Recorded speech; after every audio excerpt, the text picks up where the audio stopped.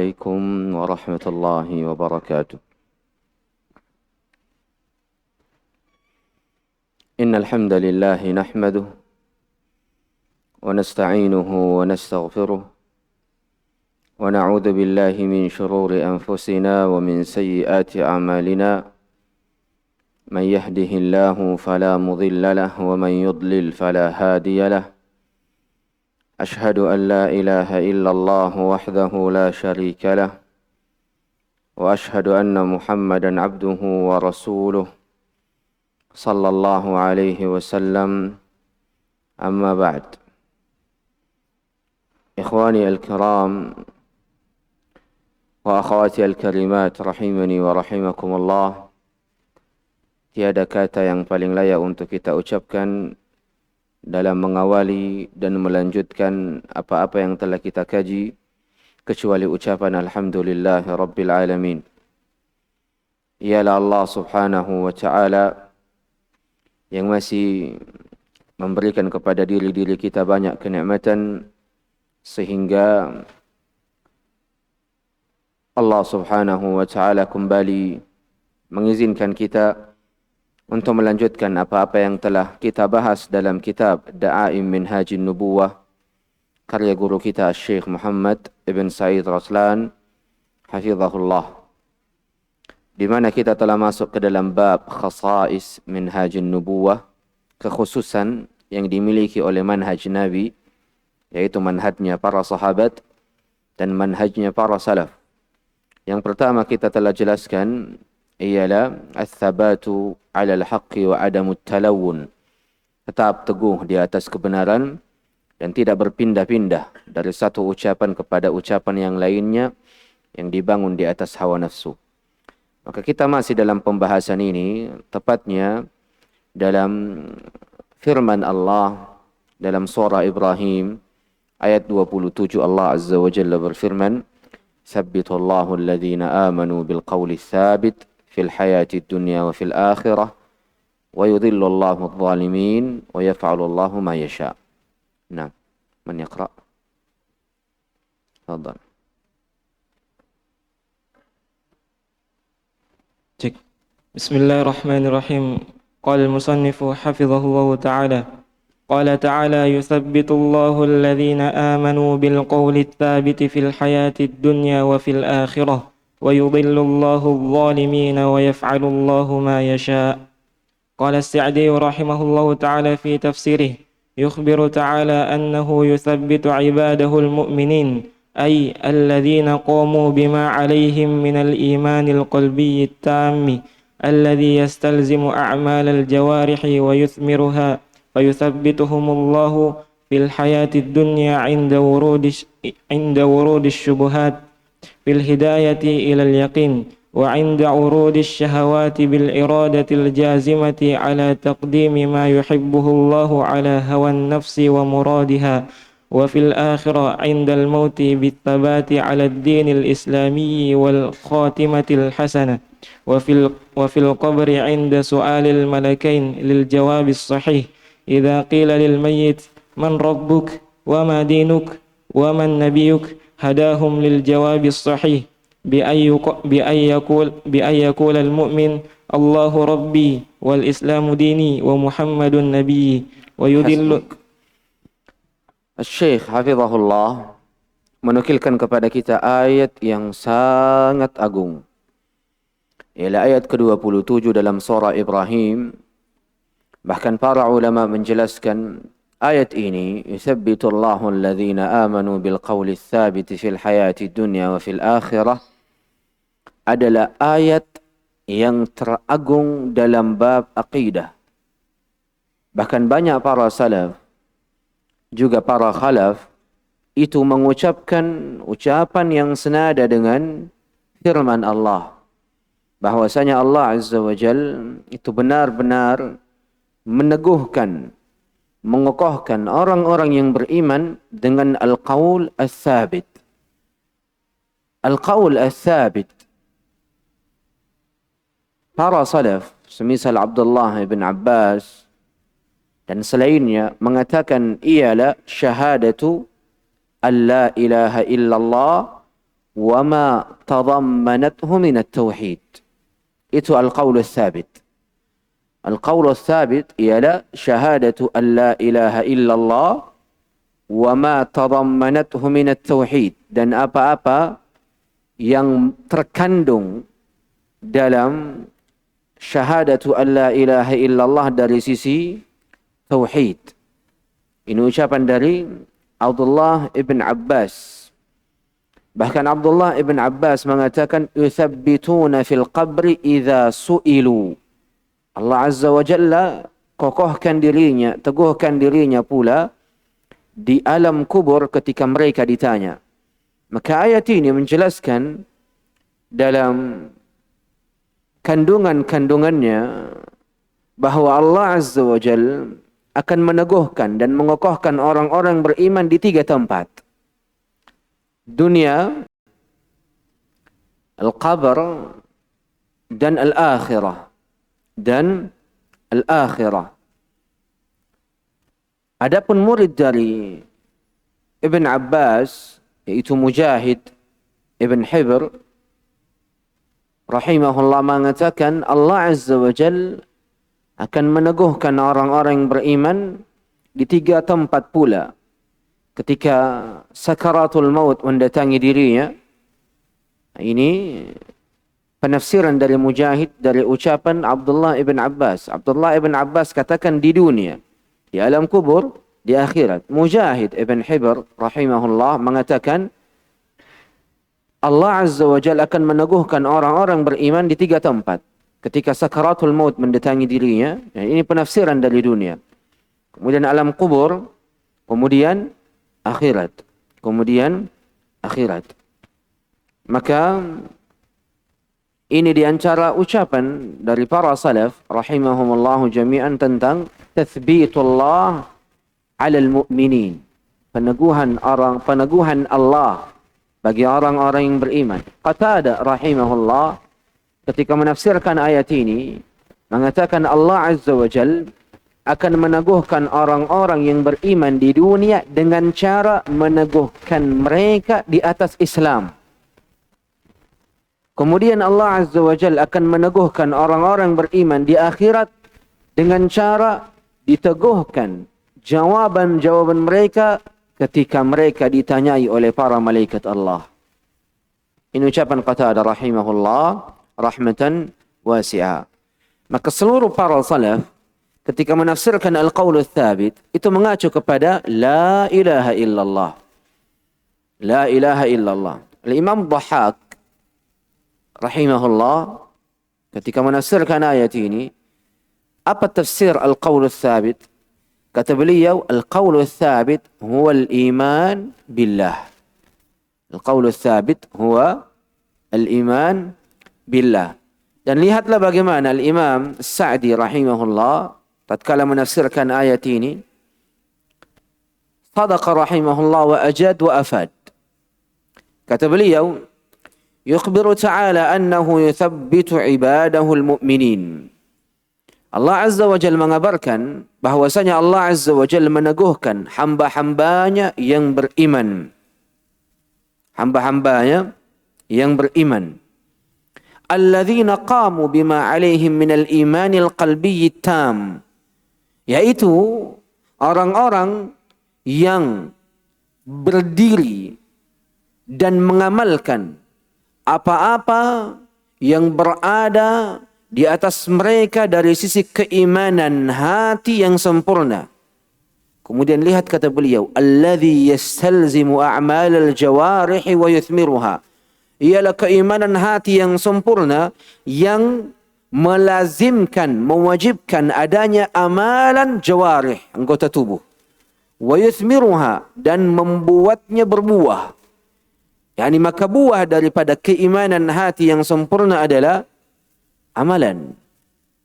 Dan ini tentunya penyelisihan terhadap akidahnya orang-orang Murji'ah yang mengeluarkan amalan itu dari lingkaran iman, di mana mereka mengatakan al-amal syartu kamal. Amal ini hanyalah sesuatu yang berkaitan dengan syarat sempurnanya. Kalau kita tidak beramal, tetap dikatakan sebagai orang yang beriman. Ini murji. Akidah murji'ah. Keimanan itu dikatakan sebagai keimanan ketika melahirkan, melazimkan, membuahkan amalan pada anggota tubuh. Maka inilah orang-orang beriman yang wajib untuk kita katakan sebagai orang yang beriman. Dan ini ucapan dari Al-Imam Sa'di rahimahullah. Kemudian kata beliau, yuthabbituhum Allahu fil hayati dunya inda wurudis syubhat. Allah Azza wa Jalla akan meneguhkan orang-orang yang beriman dalam kehidupan dunianya ketika datang ombak syubhat, bil hidayati ilal yaqin. Diteguhkan dengan cara apa? Bil hidayati ilal yaqin. Dengan cara diberikan mereka hidayah kepada keyakinan. Kepada keyakinan akan Islam dan keyakinan kepada kebenaran. Wa inda urudis syahawati bil iradatil jazimati ala taqdimi ma yuhibbuhu Allahu ala hawan nafsi wa muradiha. Kemudian akan diteguhkan pula orang-orang beriman dalam kehidupan dunianya ketika syahwat melintas pada benak mereka dengan menghadirkan dan menumbuhkan keinginan yang kuat untuk senantiasa mengedepankan apa-apa yang Allah cintai daripada apa-apa yang diri cintai. Atau apa-apa yang diinginkan oleh diri. Dan inilah hakikat daripada hijrah. Hijrah itu meninggalkan apa-apa yang dicintai oleh diri demi sesuatu yang dicintai oleh Allah. Itu hijrah yang benar. Yang masuk dalam hadis innamal a'malu binniyat. Faman kanat hijratuhu ila Allahi wa Rasul, fa hijratuhu ila Allahi wa Rasul. In kuntum tu'minuna billahi wal yawmil akhir. Itu dalam ayat juga ada lanjutan seperti itu. Maka orang-orang yang berhijrah itu, yang beriman itu, pasti akan menghijrahkan hatinya dari keinginan hawa nafsu kepada keinginan Allah Subhanahu wa ta'ala. Kemudian kata Syekh Sa'di, dan Allah Azza wa Jalla akan meneguhkan mereka di kehidupan akhirat indal maut. Maka ini sama dengan ucapannya Mujahid rahimahullah, bahwa orang-orang yang beriman akan diteguhkan dalam kehidupan dunia ketika datang padanya kematian bithabati ala dinil islami, dengan diteguhkannya dirinya di atas agama Islam, wal khatimatil husna, dan diteguhkan dirinya dengan akhir yang baik. Kemudian kata beliau, wa fil qabri, Allah Azza wa Jalla juga akan meneguhkan orang-orang beriman dalam kuburnya. Inda su'alil malakain, tatkala kedua malaikat bertanya, malaikat Munkar wa Nakir, lil jawab as-sahih. Lil jawab as-sahih, diteguhkan dengan jawaban yang benar. Idza qila lil mayyit, kalau dikatakan kepada si mayit, man rabbuk wa ma dinuk wa man nabiyyuk, siapa Tuhanmu, apa agamamu, dan siapa nabimu? Hadahum, Allah Azza wa Jal akan meneguhkan mereka, memberikan hidayah kepada mereka lil jawabis sahih, kepada jawaban yang benar, bi an yaqulal mu'min, agar orang yang beriman mengatakan Allahu Rabbi, dalam hadis Rabbi Allah. Karena ucapan ini sejatinya berasal dari hadis Al-Bara ibn Azib. Ucapan ini sejatinya berasal dari hadis riwayat Al-Bara ibn Azib radhiyallahu an. Tatkala baginda Nabi alaihi salatu wassalam mengatakan yanzilu indal mayyiti su'al, akan datang kepada orang-orang yang meninggal pertanyaan. Dan sebagian orang mengatakan nazalat fi azabil qabr. Yani ayat ini, thabbitu Allahu alladhina amanu bil qawli thabit, dalam hadis Al-Bara ibn Azib, baginda Nabi alaihi salatu wasallam mengatakan nazalat fi azabil qabr. Ayat ini turun dalam perkara azab kubur. Yuqalu lahu man rabbuk wa ma dinuk, Wa man nabiyyuk, dikatakan kepada ahli kubur, siapa Tuhanmu? Apa agamamu? Siapa nabimu?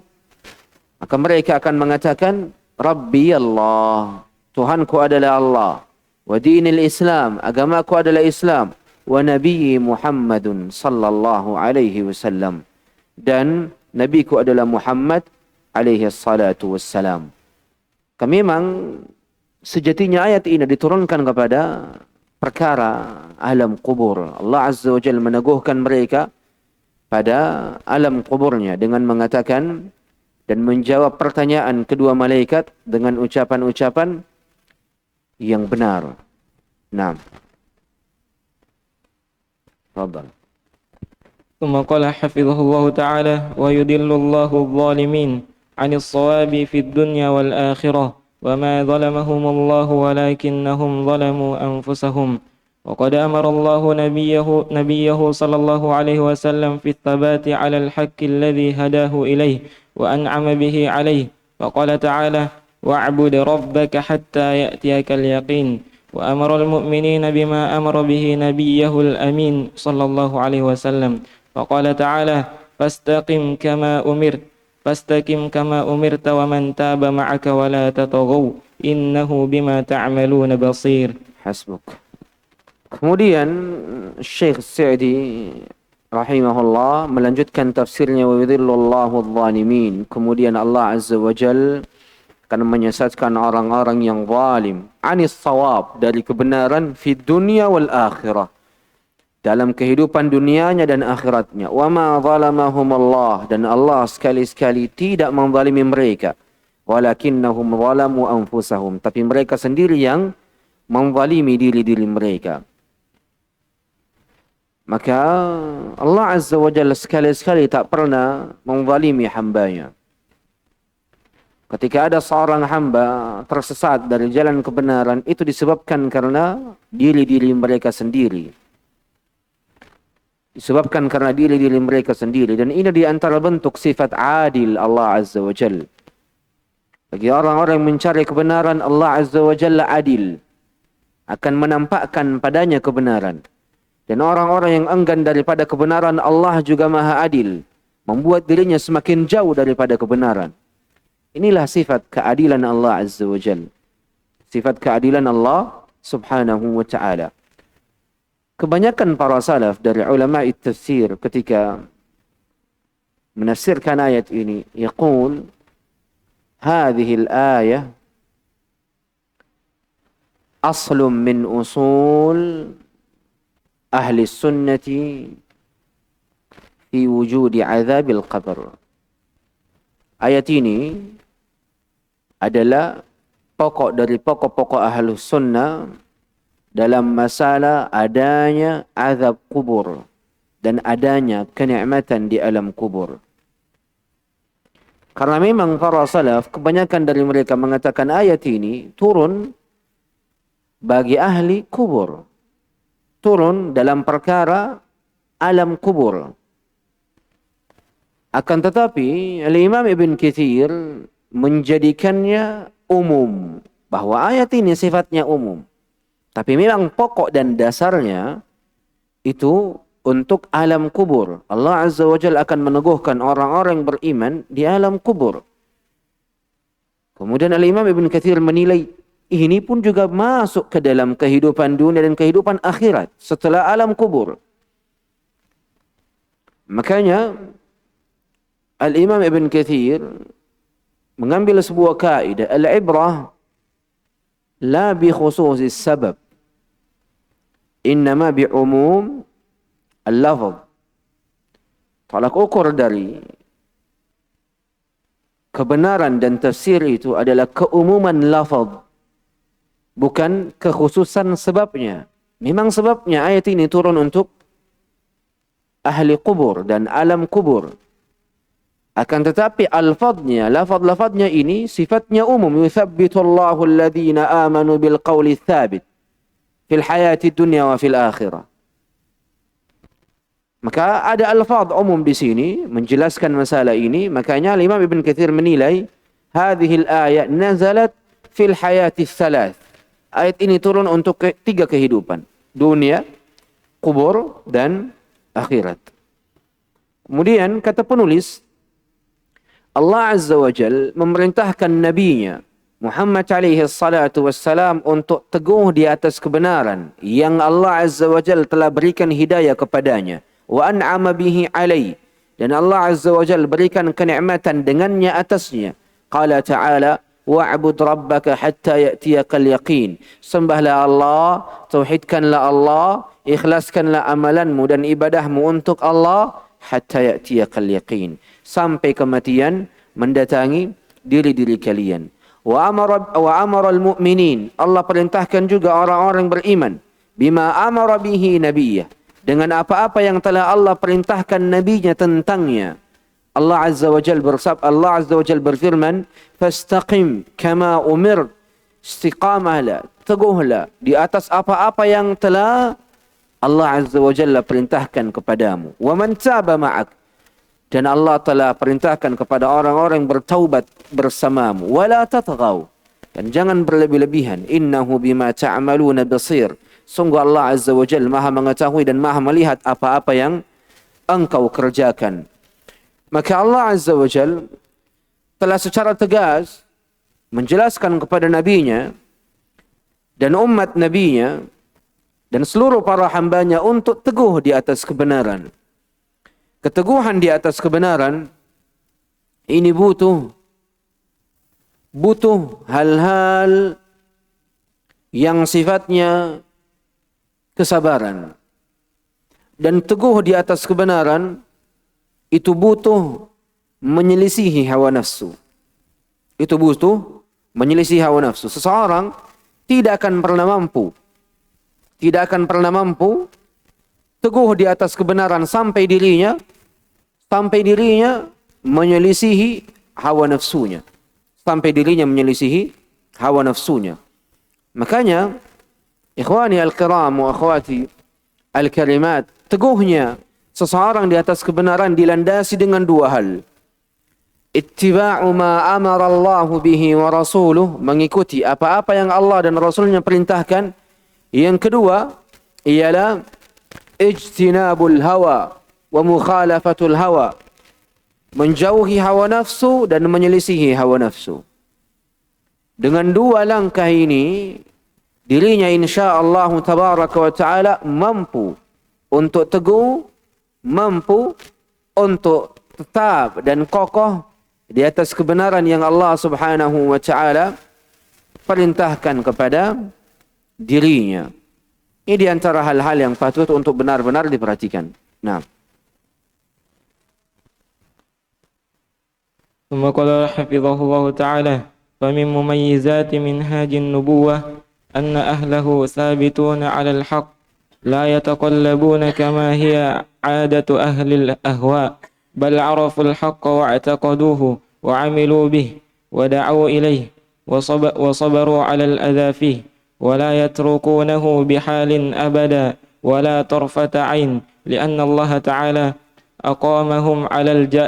أقامهم على الجادة ومسكهم حبله المتين فهم على أثر النبي الكريم صلى الله عليه وسلم. قال شيخ الإسلام رحمه الله وبالجملة فالثبات والاستقرار في أهل الحديث والسنة أضعاف ما هو عند أهل الكلام والفلسفة. الثبات عند أهل السنة. Hasbuk. Kemudian kata penulis rahimahullah rahmatan wasi'ah, min mumayyizat minhaj an-nubuwah, di antara kekhususan manhaj Nabi, anna ahlahu thabituna 'ala al-haq, orang berjalan di atasnya itu tetap teguh dan kokoh di atas kebenaran. La yataqallabun, tidak berbolak-balik, tidak berubah-ubah. Kama hiya 'adatu ahli al-ahwa, bagaimana kebiasaan para pengekor hawa nafsu. Bal arafu al-haqqa wa i'taqadah, akan tetapi orang-orang yang berjalan di atas manhaj Nabi, ahlus sunnah, itu mengenal kebenaran dan meyakini kebenaran itu, wa amilu bi, dan beramal dengannya dan di atasnya, wa da'au ilai, dan mengajak kepadanya, wa sabaru 'alal adza fi, dan bersabar di atas gangguan yang terdapat dalam jalannya menuju kepada keteguhan untuk berada di sisi Allah Subhanahu wa taala. Wa la yatrukunahu bihalin abada. Ahlus sunnah, orang-orang yang berjalan di atas manhaj Nabi, tidak akan pernah meninggalkan kebenaran dalam keadaan apapun selama-lamanya. Wala tarfat ain, bahkan sedikit pun. Tarfat ain, qiyas atau kata qiyasan dalam waktu yang sangat sedikit. Tarfat ain, kedipan mata, bahkan kedipan mata. Ahlus sunnati wal jamaah itu tidak akan meninggalkan kebenaran. Kenapa? Lianna Allah, karena Allah Azza wa Jal aqamahum 'alal jaddah, yang telah meneguhkan mereka di atas kebenaran sejati.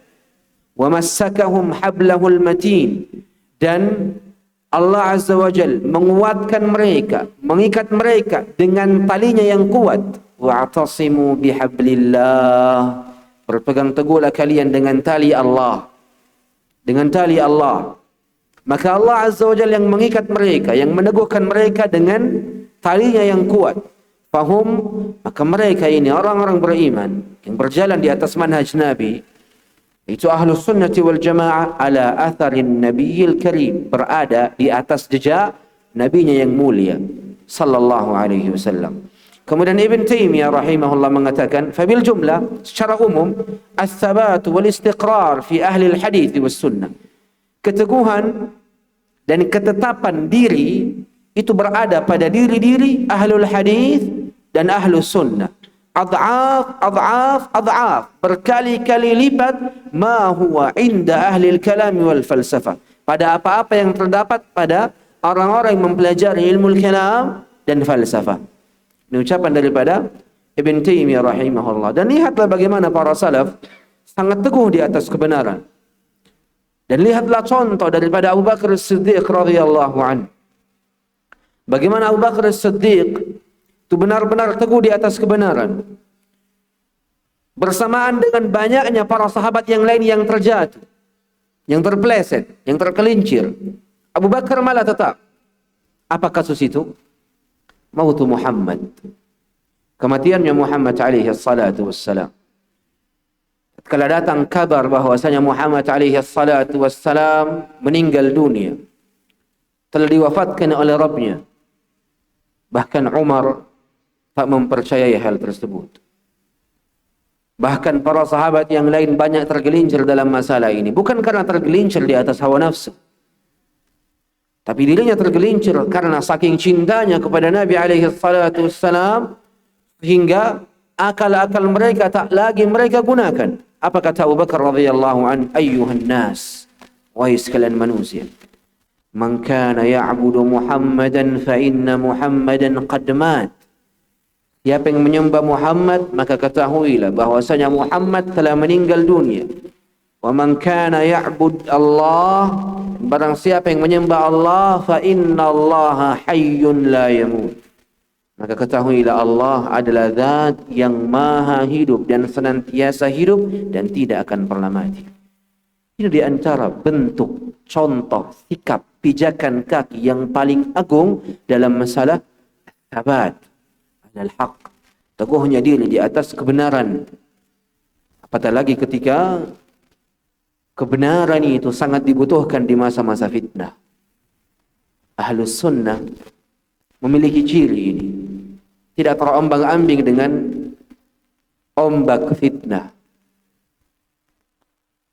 Ahlus sunnah menampakkan keteguhannya terhadap kebenaran bahkan di masa sulit sekalipun. Karena memang sesuatu itu ketika dibutuhkan itu mesti disegerakan. Dan fitnah itu selalu mengubah manusia kepada kebenaran menuju kepada kebatilan, sehingga sangat dibutuhkan yang namanya keteguhan di atas kebenaran. Makanya orang itu dinilai ketika fitnah muncul, bukan dinilai dalam kehidupan sehari-harinya. Karena jikalau seseorang dinilai dalam kehidupan sehari-harinya tentang keteguhannya di atas agama, maka orang-orang awam pun itu kadang mampu untuk melakukannya. Apatah lagi ketika lingkungannya adalah lingkungan Islami. Sangat mudah bagi dirinya dan orang-orang awam untuk teguh di atas kebenaran. Tapi coba lihat, ketika fitnah muncul, ketika keteguhan di atas kebenaran lagi benar-benar dibutuhkannya, itu tak ada yang memilikinya kecuali ahli sunnah. Tak ada yang memilikinya kecuali ahli sunnah. Kalau bencana kemarin melanda saudara-saudara kita di Sumatera sehingga banyak yang mengecam pemerintah kita dan menghina pemerintah kita, ahli sunnah itu tetap pada poros yang jelas. Ada poros yang jelas tentang wajibnya taat dan mendengar kepada pemimpin. Walaupun sebahagian orang dan oknum-oknum memang memiliki manhaj yang menyelisihi arahan dari pemimpin-pemimpin kita. Di antara sikap yang wajib untuk dipahami oleh ahlus sunnati wal jamaah. Lihatlah bagaimana Abdullah ibn Mas'ud radhiyallahu anhu Al-Hudhali mengatakan dalam ucapannya al-jamaah ma wafaqal haqq wa in kunta wahdak. Jamaah itu yang baginda Nabi alaihi salatu wassalam bersabda dalam hadis iftiraq, kata Nabi alaihi salatu wassalam, sataftariq ummati ala 73 firqah kulluha fi an-nar illa wahidah faman hiya ya Rasulullah? Qal al-jamaah. Satu-satunya golongan yang selamat, tidak terancam dengan panasnya api neraka, adalah al-jamaah. Maka Abdullah ibn Mas'ud menafsirkan makna al-jamaah. Al-jamaah ma wafaqa al-haq, apa-apa yang mencocoki kebenaran. Wa in kunta wahdak, walaupun engkau dalam kesendirian. Itu al-jamaah, kata Abdullah ibn Mas'ud. Sama halnya dengan ucapan Ali ibn Abi Talib radhiyallahu anhu. Kata beliau, i'rifil haq ta'rifil rijalah. Ketahuilah kebenaran, maka engkau akan mengetahui siapa orangnya. I'rifil haq ta'rif ahlah. Ketahuilah kebenaran, maka engkau akan tahu siapa pemiliknya. Maka kebenaran itu diukur dengan dalil, bukan diukur dengan personal tertentu. Maka ahlus sunnati wal jamaah sikapnya jelas. Nah, orang-orang berjalan di atas manhaj Nabi tidak menjadikan tolak ukur kebenaran pada personal tertentu, pada diri seorang ustaz. Kebenaran sifatnya dalil. Apa-apa yang mencocoki dalil, apa-apa yang mencocoki kebenaran yang bersumber dari Al-Quran dan Sunnah, maka ia disebut sebagai al-jamaah. Maka ketahuilah kalian adalah seorang penuntut ilmu yang Allah Azza wa Jalla berikan kenikmatan kepada kalian dengan kesempurnaan akal, dengan akal yang tajam. Maka selalu kritis dalam masalah kebenaran, tanpa melihat person tertentu. Oh, fulan berpendapat demikian. Oh, asy-syekh al-fulani berpendapat demikian. Ahlus sunnah, thulabuhum, para penuntut ilmu ahlus sunnah itu tidak melihat kepada personal, tapi melihat kepada apa-apa yang mencocoki kebenaran. Melihat kepada dalil, bukan hanya melihat kepada personal. Dan ini penting. Jangan karena engkau melihat al-ustadz al-fulani atau al-syekh al-fulani melakukan demikian, tahsabuhu annahu haq, engkau langsung mengira bahwasanya itu adalah kebenaran. Tidak. Ahlus sunnah itu bermuamalah dengan cara yang sangat hati-hati, melangkahkan kakinya dengan penuh ketelitian. Karena banyak di antara manusia, karena melihat ustadz fulani begini dan begitu, oh ustadz fulani ada di dalam, langsung menganggap, oh berarti ini ahlus sunnah, oh berarti ini ma'had sunnah, oh berarti ini boleh karena ustadz saja melakukannya. Tidak. Ustadz itu manusia juga. Ustadz itu juga kadang tergelincir dalam kesalahan. Maka jangan ikat kebenaran itu dengan personal tertentu, tapi ikatlah kebenaran itu dengan dalil. Karena kalian ini penuntut ilmu. Dan ilmu itu ma qala Allah wa ma qala Rasul wa ma qala as-sahabatu hum ulul irfani. Ilmu itu firman Allah, sabda Rasulullah, kesepakatan para sahabat. Itu ilmu. Dalil. Maka ilmu itu adalah dalil al-ma'thum. Bukan ilmu itu apa-apa yang tidak memiliki dalil, walaupun nampak indah, walaupun enak didengar. Ilmu itu apa-apa yang bersumber dari dalil. Ini mesti untuk benar-benar dipahami. Nah, fadhal. ثم قال حفظه الله تعالى: الثبات عند أهل السنة لأنهم عرفوا الحق والتزموا هذا الحق وثبتهم الله تبارك وتعالى عليه، اهتدوا فزادهم الله تبارك وتعالى هدى وآتاهم تقواهم وجاهدوا في الله تبارك وتعالى فهداهم الله رب العالمين سبل الهدى والرشاد. قال الشيخ الإسلام رحمه الله تعالى: إنما عند أوام المسلمين وعلمائهم أهل السنة والجماعة من المعرفة واليقين والطمأنينة والجزم بالحق والقول الثابت والقطع بما هم عليه أمر لا ينازع فيه إلا من سلبه الله العقل والدين. Hasbuk. Yani as-sabat itu, teguhan itu ada pada diri ahlus sunnah. Kenapa? Karena mereka yang mengenal kebenaran, kemudian melazimkan dirinya di atas kebenaran. Sehingga Allah Azza wa Jal menolong mereka untuk tetap teguh di atas kebenaran. Sehingga Allah Azza wa Jal yang memberikan mereka hidayah, sehingga mereka orang-orang yang telah diberikan hidayah. Kemudian Allah Azza wa Jalla tambah lagi petunjuk atas dirinya. Wa atahum taqwahum, ditambah lagi ketakwaan mereka. Wajahadu fillah, di mana mereka bersungguh-sungguh untuk Allah. Fahadahum Allah, kemudian Allah Azza wa Jalla berikan lagi hidayah kepada jalan petunjuk dan jalan kebenaran.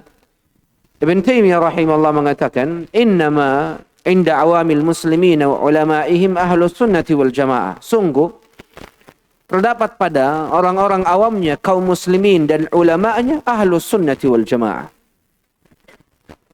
Minal ma'rifati wal yaqini wat tuma'nina, di mana ahlus sunnati wal jamaah adalah orang-orang yang memiliki pengetahuan tentang kebenaran. Wal yaqin, keyakinan pada kebenaran. Wat tuma'nina, ini sifat yang paling wajib dimiliki oleh ahlus sunnah. Sikap tenang, tidak terburu-buru. Tenang dalam setiap permasalahan. Ada pertanyaan yang mendatangi diri, tenang dalam menjawab. Itu sikap ahlus sunnati wal jamaah sejati. Anda tergesa-gesa dalam perkara apapun. Wal jazmi bil haqq, kemudian kokoh pada kebenaran, teguh pada kebenaran. Pijakan kakinya jelas di atas kebenaran. Wal qaul ats-tsabit, ucapannya tajam, pedas, mengarah kepada kebenaran dan dibangun di atas landasan kebenaran. Wal qat'i bima hum alaihi, di mana ahlus sunnati wal jamaah juga senantiasa menetapkan dirinya pada apa-apa yang ia yakini dan apa-apa yang ia ilmui.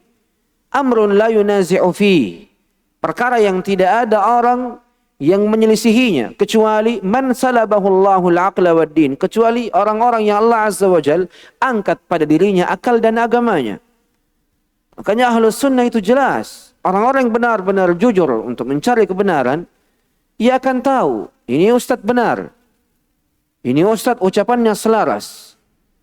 Tapi karena kadang ada kepentingan dirinya pada perkara-perkara tertentu, sehingga itulah yang membuatnya menyelisihi kebenaran. Makanya kata Ibn Taimiyah, tidak ada yang menyelisihi perkara ini. Ahlus sunnah itu orang yang paling tahu akan kebenaran. Orang yang meyakini kebenaran, beramal dengan kebenaran, dan sikapnya tenang, berhati-hati dalam setiap hal.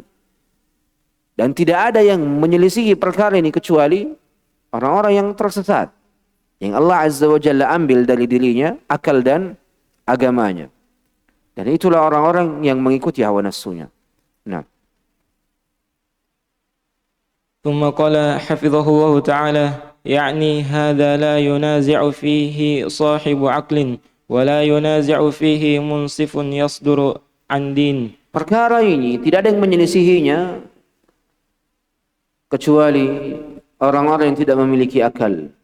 Makanya kata penulis hafizahullah, perkara ini tidak ada yang menyelisihi dari para pemilik akal. Tidak ada yang menyelisihi perkara ini dari pemilik akal. Dan tidak ada yang menyelisihi perkara ini dari orang-orang yang bersikap adil terhadap dirinya dan agamanya. Makanya orang-orang yang tersesat itu hanyalah orang-orang yang benar-benar Allah Azza wa Jalla angkat darinya taufik. Maka bersyukur kepada Allah. A'zamun ni'am allati an'ama Allah biha hiya al-ilm. Kenikmatan terbesar yang Allah Azza wa Jalla berikan kepada diri-diri kita saat ini adalah ilmu agama dan menjadi penuntutnya. Maka syukuri kalian dipilih oleh Allah Azza wa Jalla dari sekian banyak orang untuk mengenal kebenaran, yakin terhadap kebenaran, kemudian mampu untuk menelaah dan mencari kebenaran itu sendiri. Tentunya dengan ilmu agama, dan itu kenikmatan yang besar yang tidak ada seorang pun yang Allah berikan kecuali kepada orang-orang yang layak. Orang-orang yang layak. Makanya para ulama senantiasa mengatakan ad-din yahtaj ila rijal. Agama ini butuh kepada lelaki sejati. Maka ketika Allah Azza wa Jalla telah memilihmu untuk menjadi para penuntut ilmu agamanya, maka ketahuilah Allah saat ini sedang memprosesmu untuk menjadi lelaki sejati. Lelaki yang tidak diatur oleh hawa nafsu. Seorang lelaki yang tidak diatur dengan akalnya. Seorang lelaki yang tahu langkah dan sikapnya berdasarkan ilmu yang telah ia pahami, yang bersumber dari Al-Quran, Sunnah, dan kesepakatan para salaf. Maka syukuri kenikmatan ini. Agar Allah Azza wa Jalla tambahkan kenikmatannya kepada diri-diri kalian berupa petunjuk, berupa mudahnya engkau memahami pelajaran-pelajaran, diteguhkannya engkau di atas kebenaran. Ini perlu untuk benar-benar dipahami, untuk tidak dikontrol oleh siapapun, tidak oleh ayahmu, tidak oleh gurumu, tidak oleh nenek moyangmu, dan tidak oleh orang-orang di sekitarmu. Engkau memiliki prinsip yang jelas, ialah qala Allah, qala Rasul, qala sahabat. Perintah Allah, firman Allah, sabda Nabi, dan kesepakatan para sahabat. Itu pijakan kakimu. Itu yang menjadi talak ukurmu. Itu yang menjadi talak ukur dan timbangan kehidupanmu. Tidak dikontrol oleh siapapun. Makanya Ahlus Sunnah adalah orang yang paling merdeka. Itu Ahlus Sunnah orang yang paling merdeka. Merdeka dari ikatan apapun. Tidak terikat dengan siapapun. Terikatnya cuma dengan Allah dan Rasulnya. Itu Ahlus Sunnah. Orang yang paling merdeka. Adapun yang lain terikat dengan akalnya, terpenjara dengan hawa nafsunya, terpenjara dengan gurunya. Apa yang dikatakan oleh gurunya wajib ia lakukan, bahkan ketika hatinya tidak mencocokinya. Terpenjara, terkurung. Adapun Ahlus Sunnah jelas. Kalaupun ada salah seorang guru mengatakan A dan ucapan itu menyelisihi dalil, Ahlus Sunnah jelas pijakan kakinya. Innamal haq ahaqqu ayyuttaba. Kebenaran itu lebih layak untuk diperjuangkan dan lebih layak untuk diikuti. Dan lihatlah ucapan dari Imam Ibnul Qayyim. Tatkala beliau memuji gurunya Al-Imam Ibn Al-Qayyim, uhibbu Syekh al-Islam walakin al-haqqa aktsaru an uhibbah. Aku sangat mencintai Syekh al-Islam. Dan maksud dari Syekh al-Islam di sini Al-Harawi. Akan tetapi kebenaran itu lebih aku cintai. Walakin al-haq ahabbu ilai. Tapi kebenaran itu lebih aku cintai. Karena memang tidak ada seorang pun di muka bumi ini yang mencocoki seluruh kebenaran. Kecuali Rasulullah alaihi salatu wassalam. La Abu Bakar, wala Umar, wala Uthman. Fakaifa ghairuh? Kalau Abu Bakar saja kadangkala tergelincir dalam perkara dan tidak mencocoki kebenaran dalam masalah itu. Kemudian Umar, kemudian Uthman. Apakah ada selain dari mereka yang mampu mencocoki seluruh kebenaran? La. Dan ini sikap adil Allah Azza wa Jalla pada diri hambanya. Untuk membuat seluruh hamba Allah memfokuskan dirinya kepada kebenaran yang sempurna pada diri seseorang, yaitu baginda Nabi alaihi salatu wassalam. Ini harus dipahami. Tidak ada seorang pun, setinggi apapun ilmunya, seluas apapun ilmunya, yang mencocoki seluruh kebenaran. Syekhi, guru saya, Syekh Muhammad ibn Said Raslan, ukhalifuhu fi ba'dil masail. Saya menyelisihi beliau dalam beberapa permasalahan. Wahada la ya'ni ta'nan fi. Ini bukanlah maksud dari mencela diri beliau.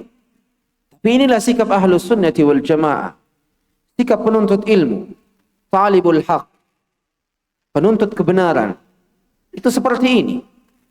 Menyelisihi gurunya pada beberapa permasalahan. Kalau ada seorang murid yang selalu mengatakan, innamal haq ahaqqu ayyuttaba. Kebenaran itu lebih wajib untuk diikuti. Kemudian ia mengatakan, ana uqallidul haq. Saya taklid kepada kebenaran. Lantas, ketika ditanya, apakah ada satu permasalahan dari gurumu yang engkau selisihi? Tidak ada. Ish hada. Yani hatta walau mas'alah. Bahkan satu masalah, tidak ada dari satu permasalahan pun yang engkau selisihi gurumu. Secara tidak langsung engkau mengatakan kebenaran yang sempurna ada pada gurumu.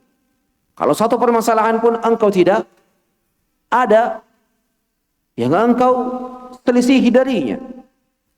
Maka ini wajib untuk diperhatikan. Tidak mesti ucapan seorang murid itu adalah ucapan gurunya. Kecuali ketika memang kebenaran yang dia yakini ada pada ucapan itu. Ini berbeda dalam masalah aqidah. Aqidatu wahidah.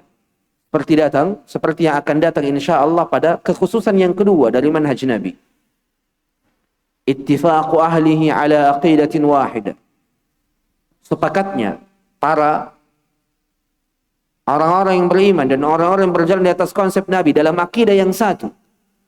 Itu akidah satu. Memang kebenaran itu satu dalam masalah akidah dan seluruh ahlus sunnah mengikutinya.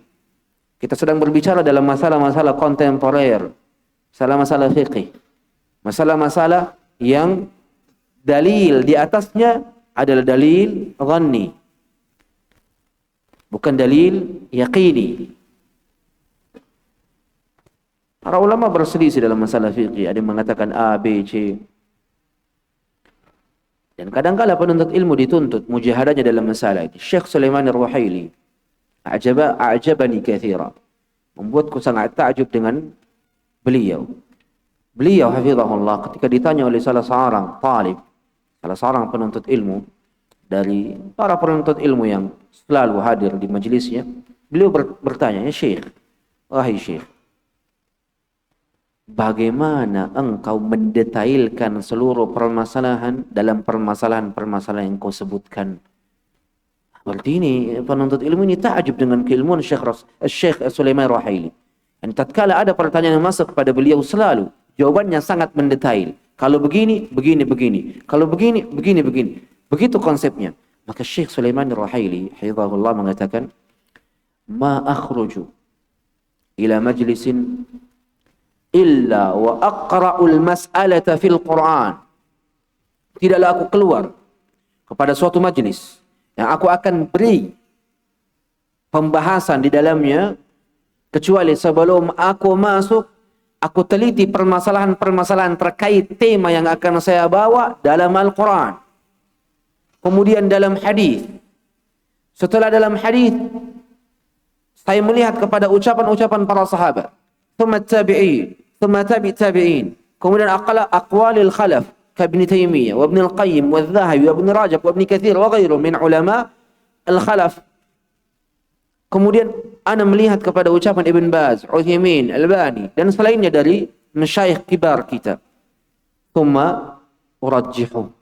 Saya merajihkan apa-apa yang nampak dari ucapan-ucapan mereka, dari kebenaran yang aku yakini, setelah itu aku ucapkan dalam majlis-majlisku.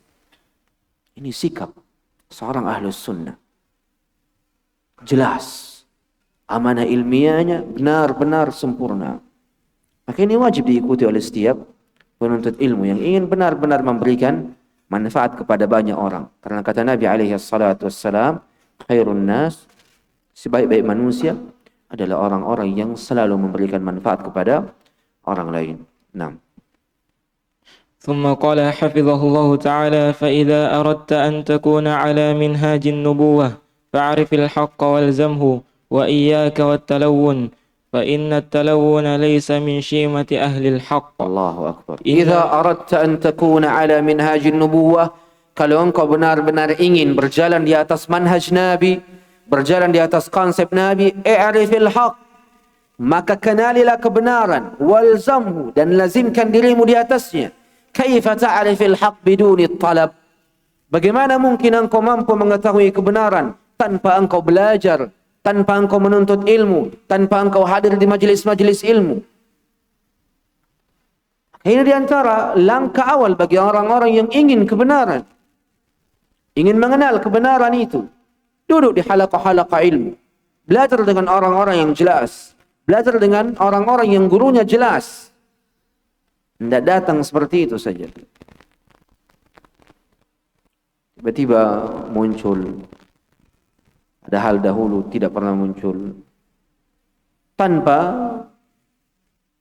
ada kejelasan dari sanad keilmuan. Tidak dikenal belajar dari mana.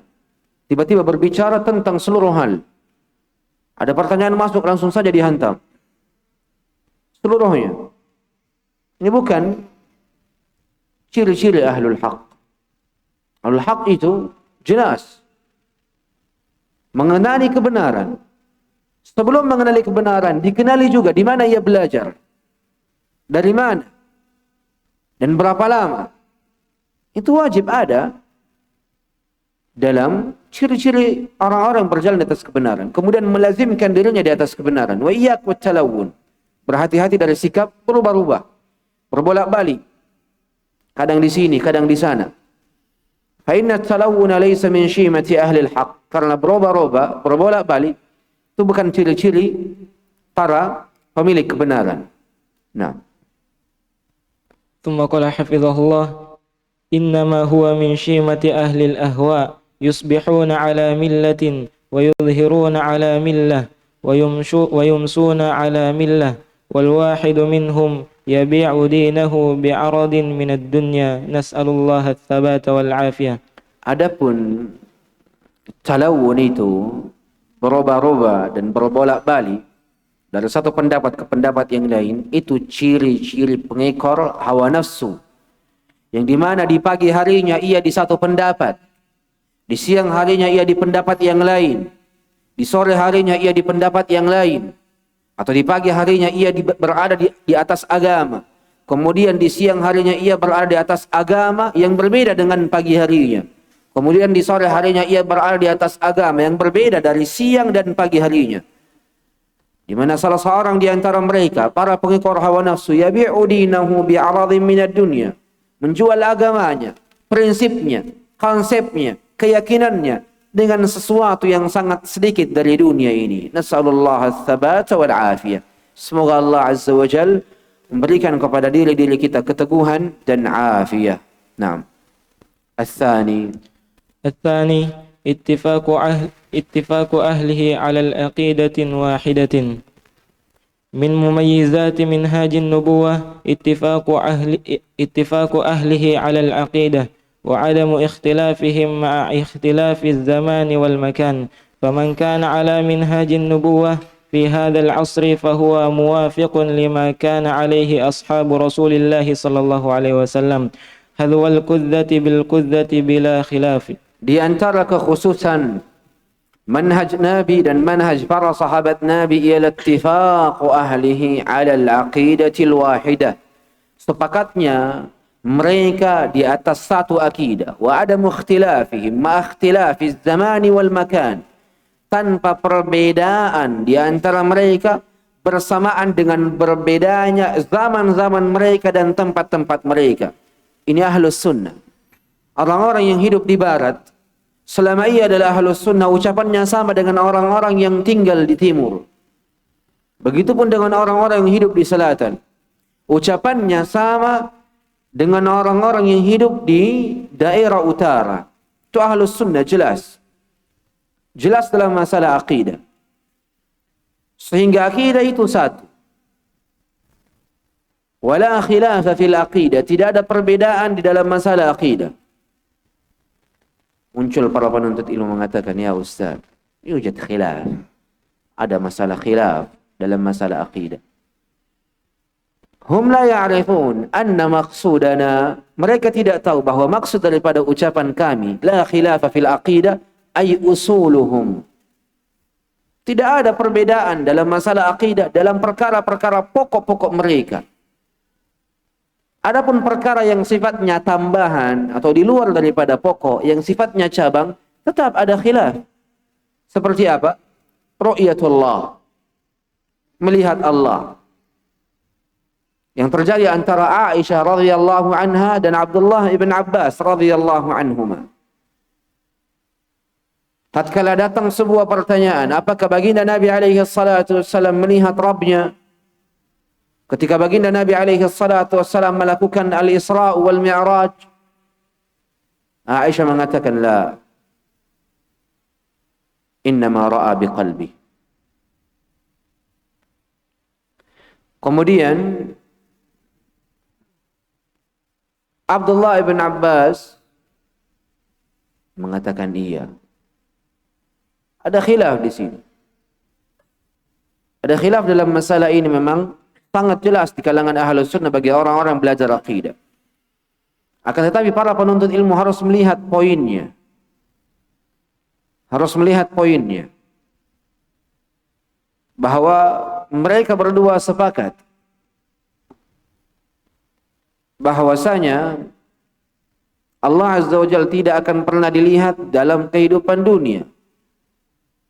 Maka ucapan Aisyah tatkala beliau radhiyallahu anha mengatakan, man qala anna Muhammadan ra'a rabbahu, siapa yang mengatakan bahwasanya Muhammad melihat Tuhannya, maka sungguh ia telah mengkhianati Muhammad dan ia telah kufur dari apa-apa yang diturunkan kepada Muhammad.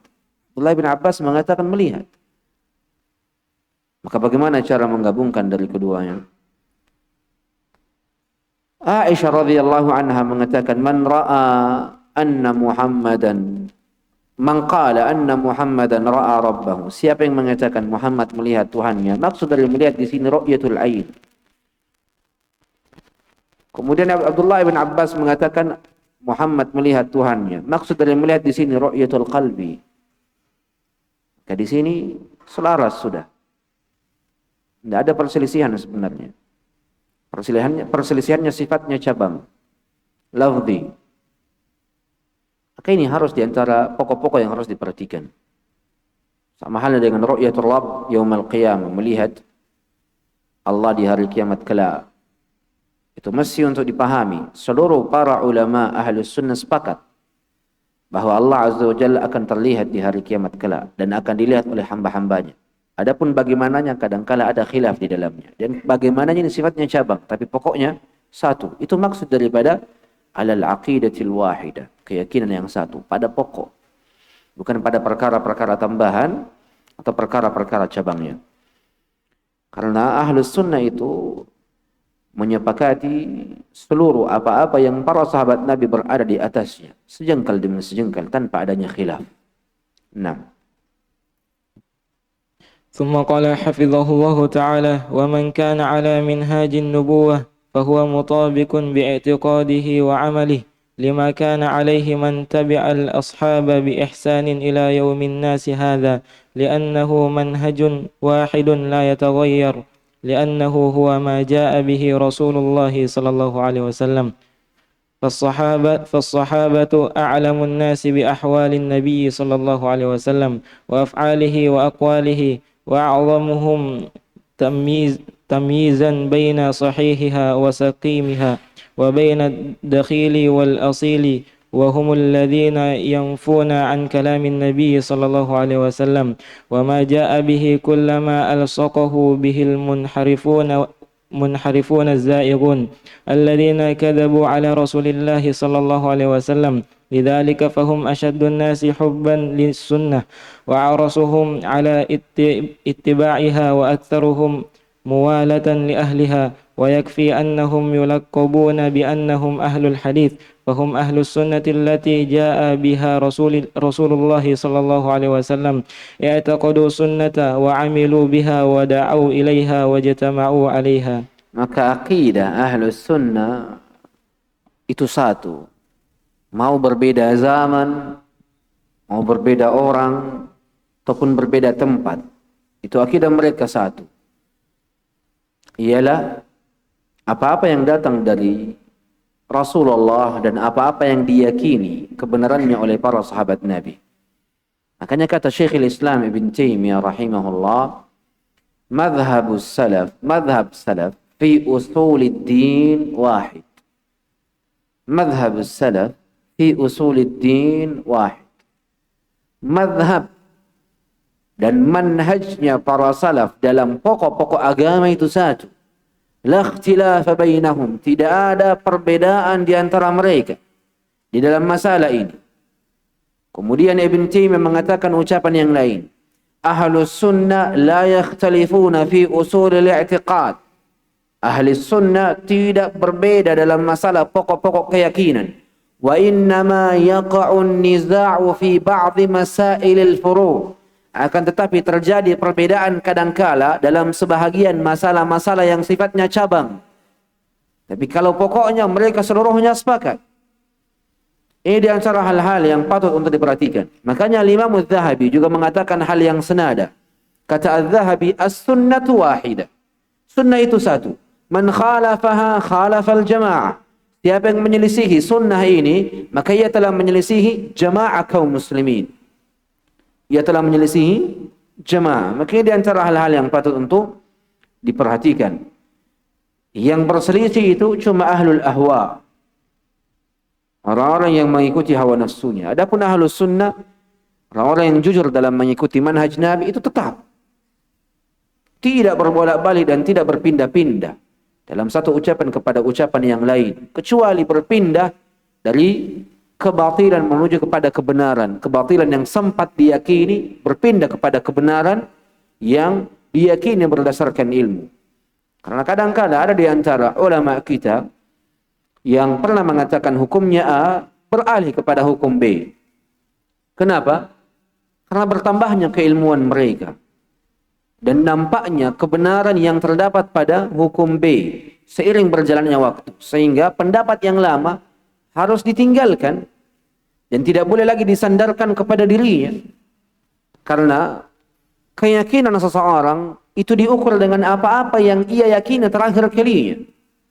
Seperti Imam Syafi'i rahimahullah.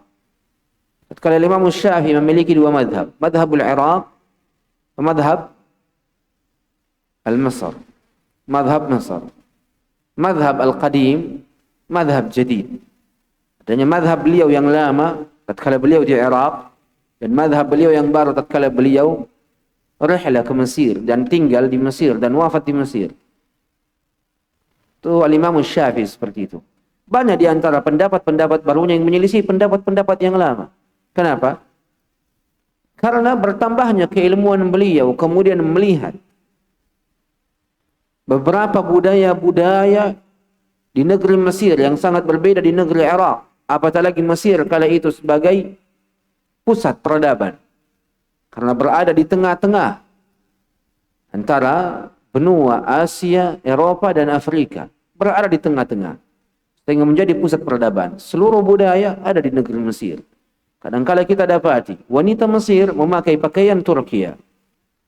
Karena yang budayanya datang sebagai bahagian dari peradaban kala itu. Bahkan sampai saat ini bahasa-bahasa Mesir itu banyak diambil dari bahasa-bahasa Italia, bahasa-bahasa Turkiya. Seperti kadangkala kalau kita mengatakan wahai paman, itu kalau bahasa Arab biasanya ya wahai paman. Tapi kalau di Mesir itu kadangkala kita mengatakan ya basya. Basya itu adalah istilah dari istilah-istilah Turki ya. Pasha, kan begitu.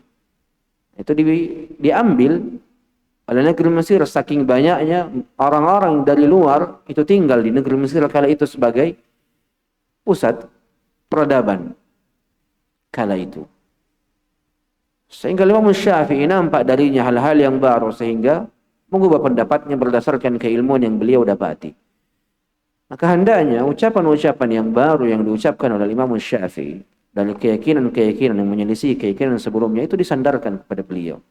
Adapun ucapan yang lama itu tidak lagi disandarkan kepada beliau. Ini di antara hal-hal yang patut untuk diperhatikan.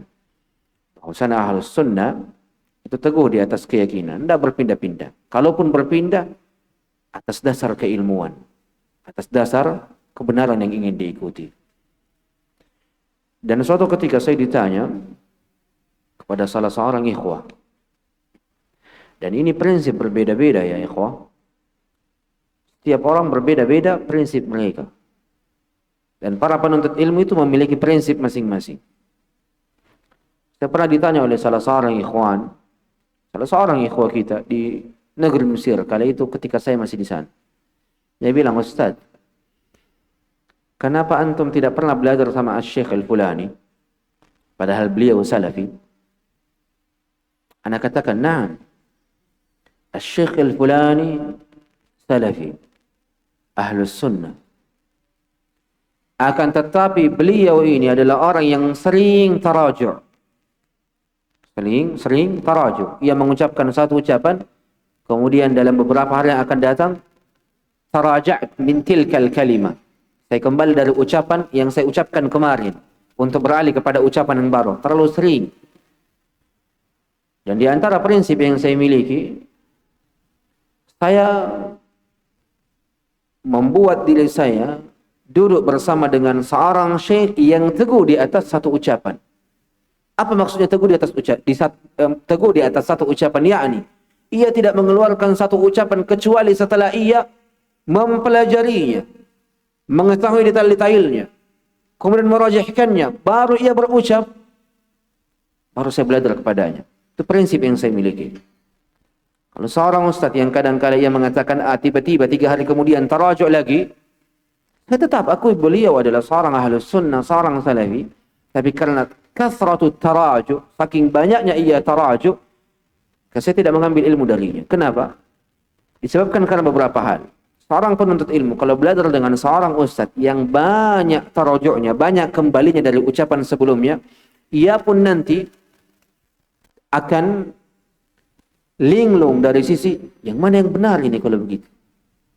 Ini A atau B. Saking banyaknya tarajuknya. Karena ia harus teliti lagi antara ucapan yang pertama dan ucapan yang kedua. Adapun ketika ia belajar dengan seorang ustaz yang ucapannya satu, tegas, tidak berubah-ubah lagi seiring berjalannya waktu, itu disebabkan karena ia benar-benar telah menelaahnya, mempelajarinya, baru kemudian berucap. Ini orang-orang yang mesti untuk diambil ilmunya. Ini prinsip yang saya miliki. Sehingga jawaban ini saya berikan kepada ikhwah tersebut. Seorang penuntut ilmu dari daerah Jawa, lebih tua dari saya. Tapi kala itu saya lebih lama dan tinggal di Syekh Raslan, sehingga beliau kadang-kala datang ke Syekh Raslan ziarah, bertanya kepada saya, kenapa antum tidak pernah belajar sama Syekh Fulani? Saya katakan Ahlus Sunnah, tapi sikap saya, prinsip saya jelas. La akhudhu al-ilm min rajulin kathura fihi tarajuh. Itu saja. Tapi kalau antum ingin ambil silakan. Dan saya tetap mengatakan dirinya ahlus sunnah, ilmunya salafi, ilmunya ahlus sunnah. Tapi karena terlalu banyak tarajuknya, saya menahan diri. Nah, ini prinsip yang saya miliki. Dan orang memiliki dan berhak memiliki prinsip-prinsip yang lain. Dan seorang penuntut ilmu itu harus seperti itu. Harus memiliki prinsip dan pijakan kaki yang jelas tentang ilmu yang ingin ia ambil. Tidak semua ustadz dia hadiri. Siapa yang hadir dia? Karena dia punya pemikiran dan dia punya keinginan dan dia punya tujuan, dia punya sesuatu yang ingin ia raih. Itu penuntut ilmu harus seperti itu. Contoh kasusnya, saya mau menjadi syekh fulan, seperti syekh fulan. Dari sisi retorika, dari sisi kedalaman ilmu, keluasan ilmu, ada tujuan yang ingin ia raih. Maka jikalau demikian, ia harus memiliki prinsip-prinsip yang sama dengan orang tersebut, kan begitu. Maka penuntut ilmu itu harus banyak belajar. Belajarnya bukan hanya tentang ilmu, tapi tentang prinsip, tentang adab, tentang sikap, tentang tata cara melangkahkan diri dalam satu permasalahan itu bagaimana. Itu yang dipelajari. Makanya kenapa para penuntut ilmu itu harus tetap berguru dengan para ulama. Bahkan ketika ia telah belajar sekian lama di negerinya, tetap harus belajar kepada para ulama. Dan bukanlah maksud daripada belajar ini tentang ilmunya saja. Karena kalau ilmu, wallahi ilmunya sama. Dimanapun engkau belajar, di tempat apapun, selama engkau belajar dengan seorang ahlus sunnah, ilmunya sama. Ilmunya satu. Tapi kadangkala yang membedakan itu adalah tentang cara retorikanya, menyampaikannya, pijakan kakinya ketika fitnah muncul. Itu yang harus dilihat. Sikapnya, bagaimana ketika berbicara, bagaimana ketika diam. Wallahi, di daurah Syekh Raslan kemarin, seorang Bangladesh dan seorang India, jauh, negeri seberang, datang ke Mesir hanya untuk menghadiri daurah Syekh selama 6 hari. Fakat. Maka ditanyakan, apa yang membuatmu sangat ingin duduk di majlis orang ini, yakni Syekh Raslan? Qal, wallahi, al-ilm indana kathir. Ilmu di negeri kami itu India sangat banyak. Antum ta'rif, Syekh Safiyur Rahman Barakfuri min wain? India. Wasiullah al-Abbas, muhaddith al-Makki al-an, min wain? India. Madrasah Salafiyatul Ula fil Hind. Di India. Sangat banyak ilmu di sana. Sanad-sanad keilmuan hadis itu di sana. Apa yang membuat dirinya datang ke Mesir? Qal, uridu an ata'allama zuhda min asy-syekh. Aku ingin belajar tentang tata cara zuhud yang benar dengan guru ini, yakni Syekh Raslan. Ta'allam ايش؟ الادب. لشيء واحد. رحل من الهند إلى مصر. Untuk adab, untuk sikap, untuk prinsip, bukan tentang ilmu. Bersamaan dengan ilmunya tentunya. Tapi tujuan utamanya bagaimana Syekh ini berjalan. Bagaimana Syekh ini menyapa anak-anak, menyapa orang-orang yang semisalnya, menyapa orang tua. Itu semua yang akan kita pelajari dari mulazamah kita yang kita lazimkan diri kita dengan para masyayikh. Laisal ilm fahasab, bukan hanya ilmu semata, tapi tentang sikap mereka.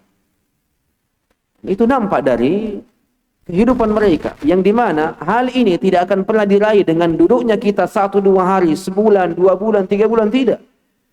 Labud min mururiz zamani wal awqatil kathira. Wajib. Ketika engkau ingin meraih hal-hal seperti ini, duduk bersama dengan para ulama dalam jangka waktu yang sangat lama.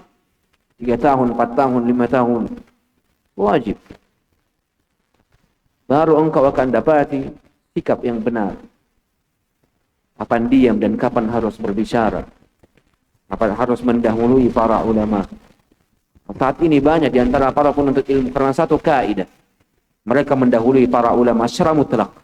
Katanya, al-hajatul masa, kebutuhan yang sangat darurat saat ini, wajib untuk diri-diri kita berucap. Karena para ulama belum berucap dan tidak tahu kapan baru berucap, setidaknya kita berucap tentang masalah ini. Dan tidak demikian itu sikap. Sikap itu harus jelas. Tidak setiap perkara yang para ulama belum membahasnya, lantas kita berbicara.